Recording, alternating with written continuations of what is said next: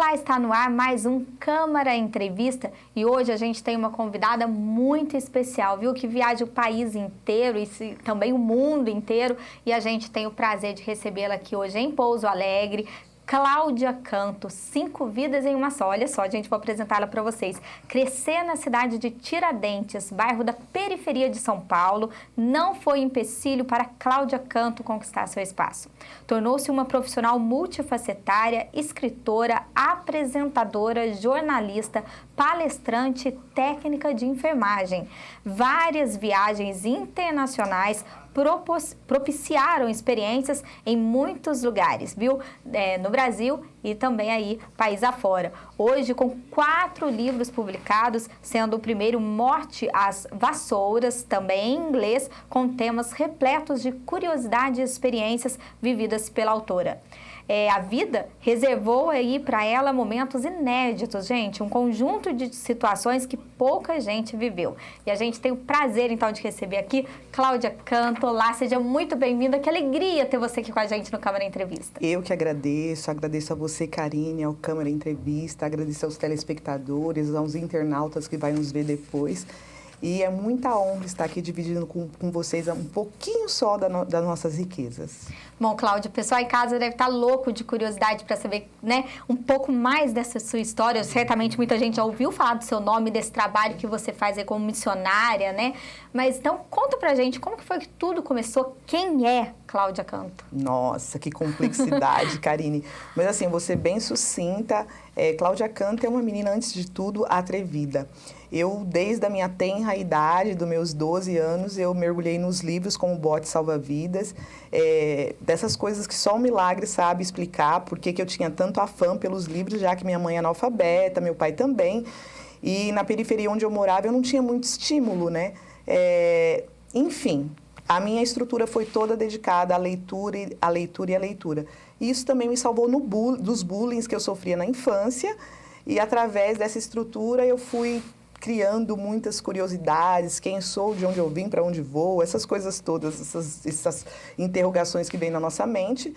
E dei um salto e fui para Portugal, mas ainda não é para falar sobre isso? Pode falar, vamos contando aí a história. Vamos lá, então. A gente está morrendo de curiosidade, viu?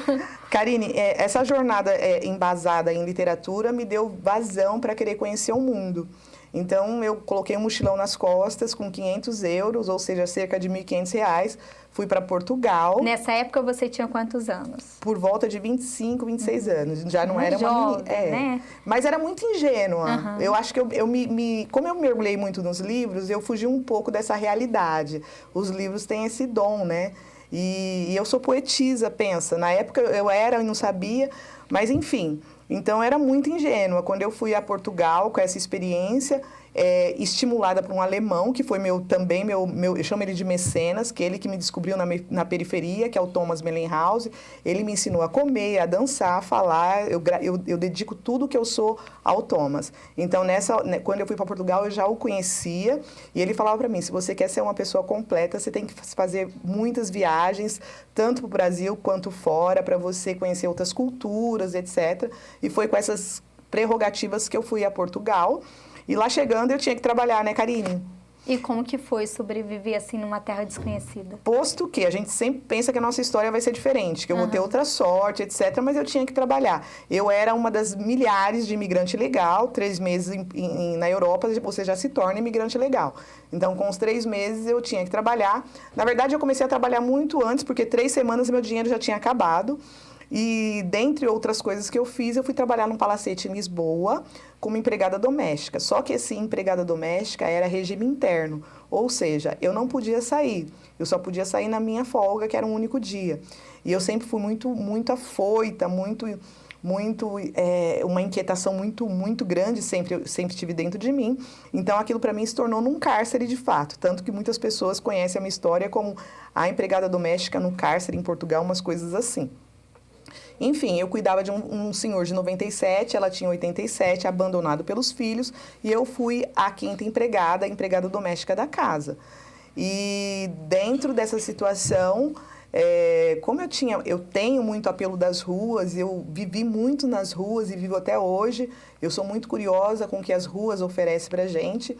E aí, nessa situação, eu já percebi que eu tinha que transformar aquela situação. Então, eu transformei, de fato, um limão numa limonada.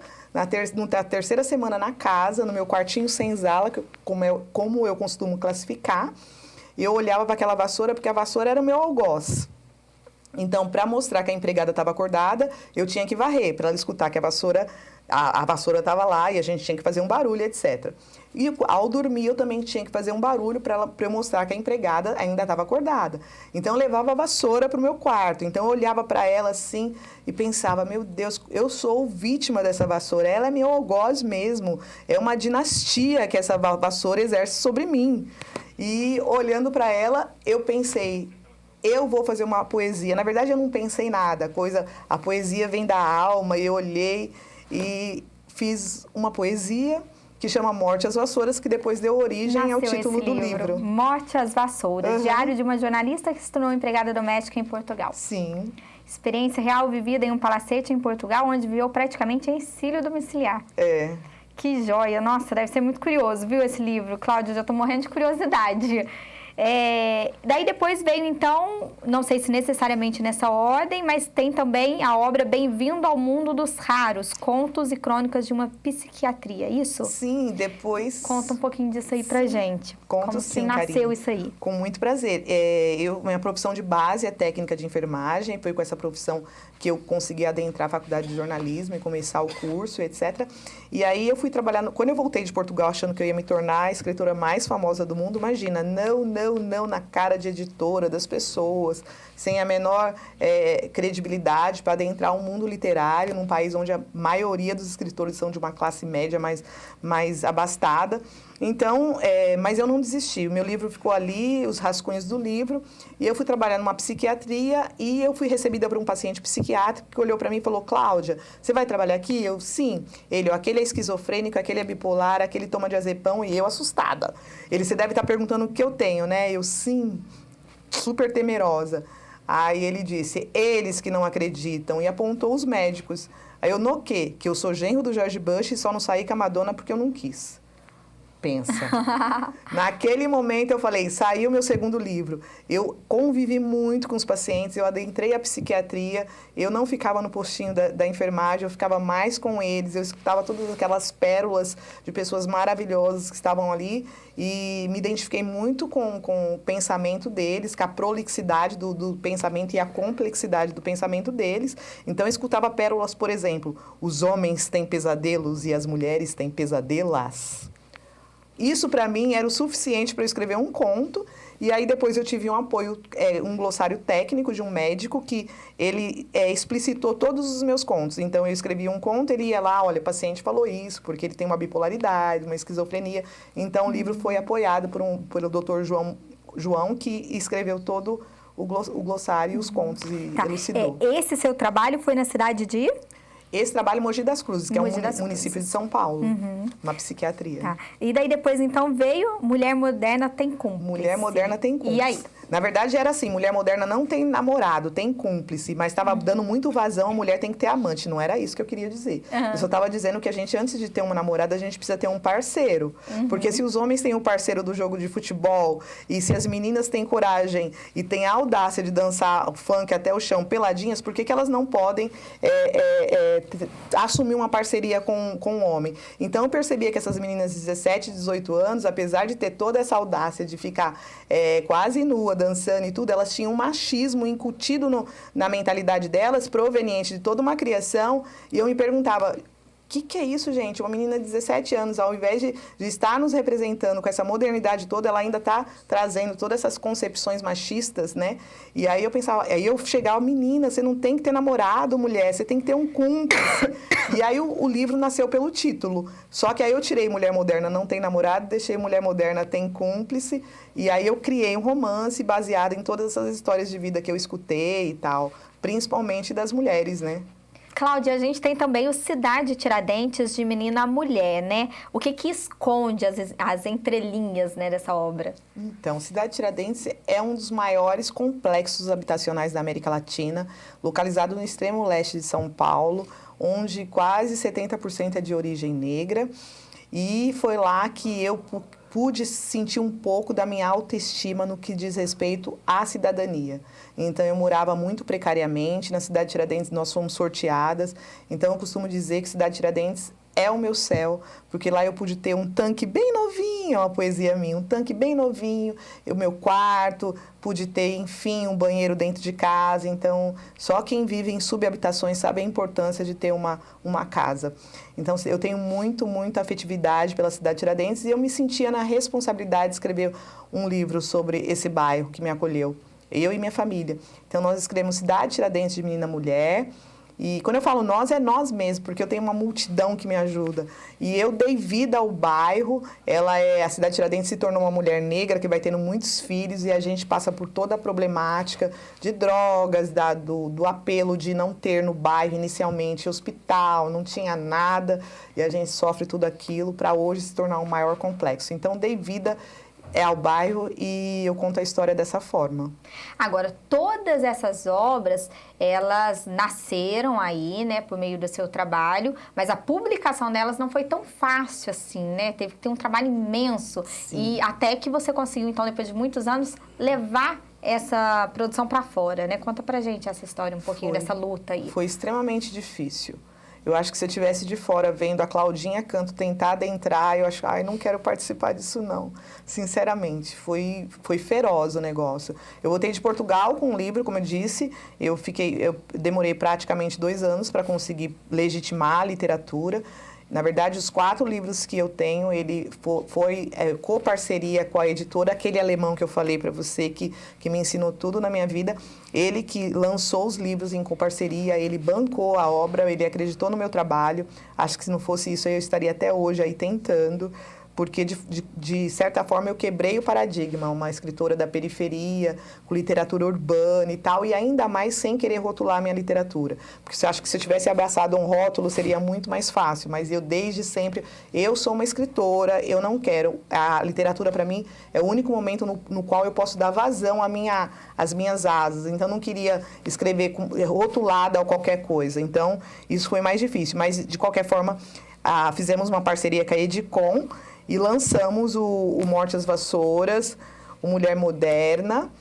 E acabamos agora, tem 1 ano e pouco, 1 ano e meio mais ou menos, que eu fui descoberta por uma inglesa, que me levou por uma das maiores universidades do mundo. E a minha ideia era mesmo apresentar a minha literatura na academia, para inserir, para ganhar uma credibilidade. Não que nos lugares que eu frequento e que eu lance eu não tenho credibilidade, mas eu queria mesmo furar esse bolo, Karine, entende? E aí fui lá, me apresentei na Universidade de Oxford, lancei em Oxford, ela generosamente traduziu para o inglês, voluntariamente, o Morte às Vassouras. E eu apresentei em Oxford, apresentei no King's College em Londres, que é um dos colégios que tem mais credibilidade, e também em Glasgow, na Escócia. E é isso, aí eu consegui chegar lá, voltei para o Brasil, ainda achando, não, agora eu vou me tornar o suprassumo na literatura. Ai, Karine, mas ainda não foi isso. Ainda não foi isso, né? Não. Mas olha aqui, gente, deixa eu contar pra vocês. A história da Cláudia Canto não para por aí não, viu? Porque não está resumida apenas nas obras. Ela não escreveu tudo ali e guardou pra quem vai ler o livro só não, tá? Ela dá palestra aí de forma voluntária para as pessoas, ajudando aí na recuperação,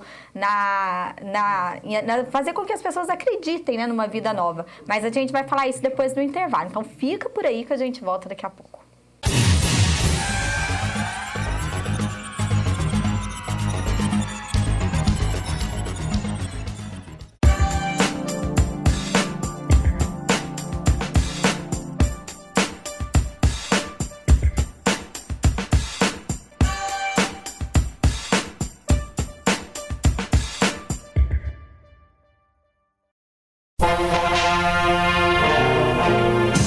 Conheça quem são os vereadores da legislatura 2017. Mesa diretora.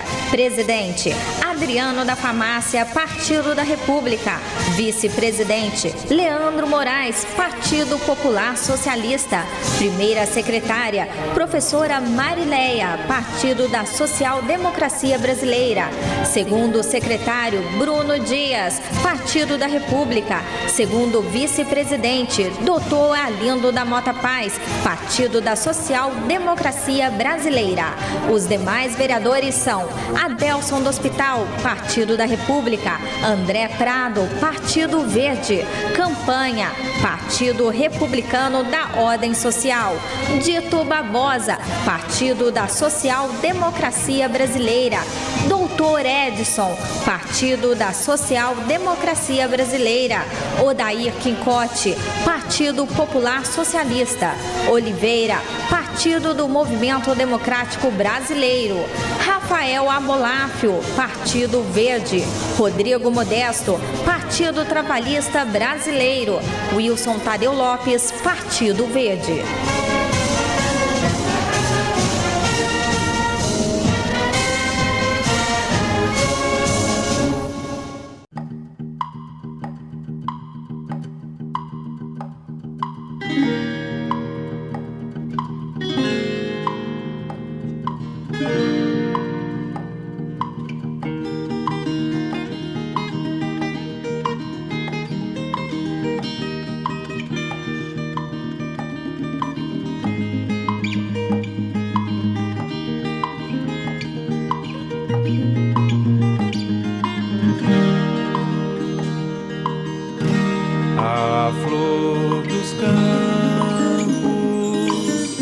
Caiçara pra cá, vem desabrochando.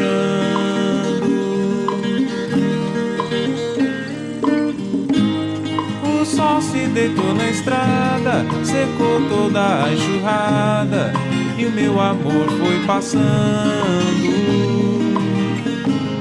Tristeza não tem fronteira, mas a dor é só passageira.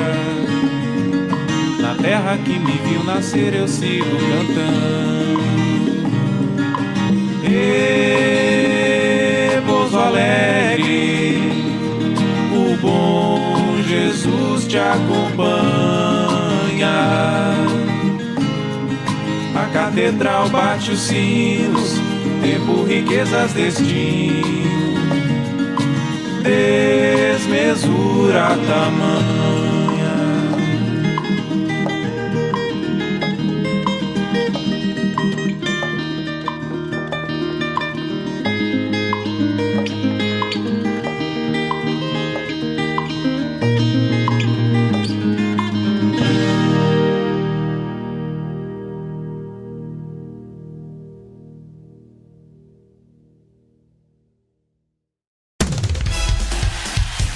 Música, notícia, entretenimento.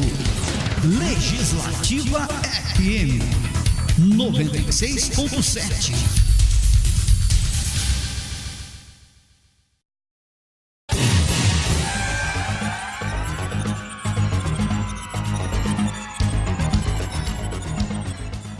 Estamos de volta com Câmara Entrevista, hoje com Cláudia Canto, e agora ela vai falar pra gente, então, como é que nasceu, né, primeiro, a questão da palestra aí na sua história, o que veio primeiro, a palestra veio depois dos livros, os livros vieram primeiro, como é que foi, Cláudia? Então, eu já me via, assim, com vocabulário bastante... aspas, uma mescla de rua com a erudição. Eu percebia que o meu linguajar, ele caminhava por esses dois mundos. E aí, com o tempo, eu comecei a perceber que daquela periferia que eu morava, eu poderia transformar tudo aquilo. E eu transformei, Karine, eu transformei. E hoje eu ministro palestra com o tema Raros, Ricos e Milionários, a riqueza que ignoramos. O que eu falo nessas palestras? Na cidade de Tiradentes, por exemplo, na periferia, eu vou lá e compro um kiwi, que é considerado uma fruta nobre, a R$1. E as minhas amigas do lado de lá compram a R$10. Eu, não, peraí, gente, tem alguma coisa de errado aí. Eu estou ganhando ou elas estão ganhando? Ou ninguém ganha nada, alguma coisa está errada. Aí eu percebi que o que me levava a essa riqueza ignorada é realmente a descoberta das oportunidades que eu tinha e não reconhecia. Então eu comecei a perceber que aquele tênis, aquela roupa de marca de R$1.500 que os jovens normalmente compram no shopping, e eu comprava também, aquilo tudo era bobagem. Eu resolvi salvar o meu dinheiro a partir de então. Por exemplo, esse vestido lindo que eu tô aqui, olha, Karine, foi R$7.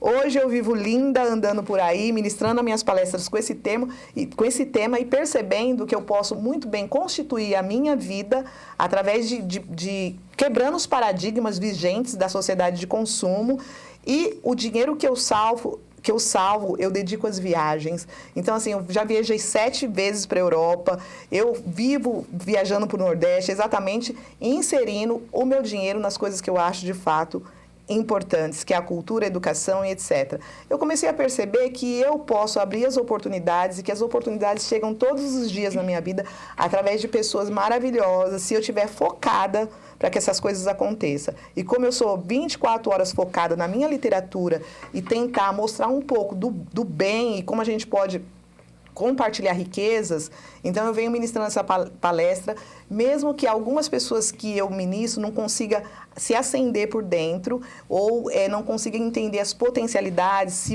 de 10 pessoas, uma entender que ela pode sim transformar a realidade dela, eu já estou satisfeita.